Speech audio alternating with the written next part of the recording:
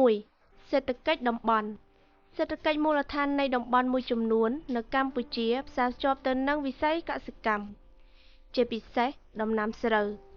ប្រជាជនភាគច្រើនរស់នៅប្រមូលផ្ដុំគ្នាក្នុងតំបន់ដែលអាចដាំស្រូវបានតំបន់ទាំងនោះស្ថិតនៅភាគកណ្ដាលប្រទេសគឺទំនាបកណ្ដាលកម្ពុជារួមមានតំបន់ទន្លេសាបតំបន់វាលរៀបនិងតំបន់ខ្លះនៃខេត្តកំពតនិងកំពង់ស្ពឺក្រៅពីដំណាំស្រូវតំបន់ទាំងនោះមានសារៈសំខាន់សេដ្ឋកិច្ចផ្សេងៗទៀតដូចជាការនេសាទតាមប្រព័ន្ធទន្លេសាបនិងទន្លេមេគង្គដំណាំចម្ការតាមដងទន្លេមានឈើហូបផ្លែនិងបន្លែបង្ការច្រើនមុខគមនាគមន៍នឹងការដឹកជញ្ជូនតាមផ្លូវទឹកផ្លូវថ្នល់ផ្លូវដែកផ្លូវអាកាសពាណិជ្ជកម្មតាមទីផ្សារនៅទីក្រុងទីប្រជុំជនក្រុមហ៊ុននាំចេញនាំចូលនិងទេសចរតាមរមណីយដ្ឋាននានាដ៏សម្បូរបែបនិយាយរួមទំនាបកណ្ដាលជាមជ្ឈមណ្ឌលសេដ្ឋកិច្ចសំខាន់បំផុតតាមប្រវត្តិនគររូបនីយកម្មទីក្រុងភាគច្រើននៅកម្ពុជាត្រូវបានបង្កើតឡើងសម្រាប់ដំណើរការផ្នែករដ្ឋបាលនិងពាណិជ្ជកម្ម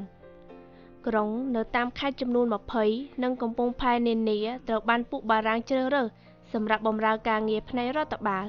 ដូចជាអប់រំនគរបាលឬពន្ធដារនិងជាហេដ្ឋារចនាសម្ព័ន្ធចាំបាច់សម្រាប់ពួកគេផ្លូវថ្នល់ទាំងឡាយដែលតភ្ជាប់ពីរាជធានីភ្នំពេញទៅទីរួមខេត្តនិងតំបន់មាត់សមុទ្រកសាងឡើងសម្រាប់បម្រើឲ្យការត្រួតត្រា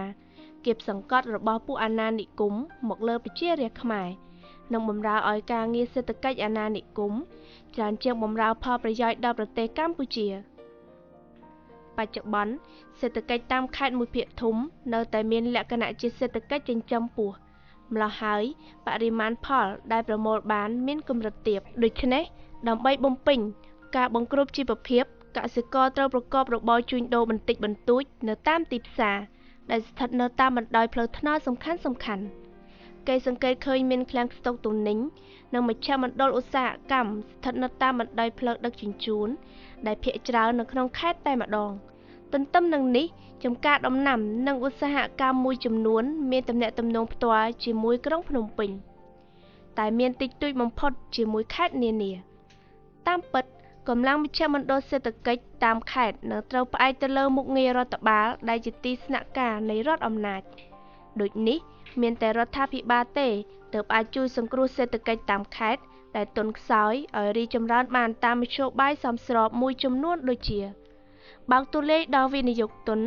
តម្រង់ទិសវិនិយោគទុនឆ្ពោះទៅកាន់ខេត្តដែលអនុគ្រោះបំផុតធានារ៉ាប់រងក្នុងការជួយរក្សាសុវត្ថិភាពទុនវិនិយោគជាដើម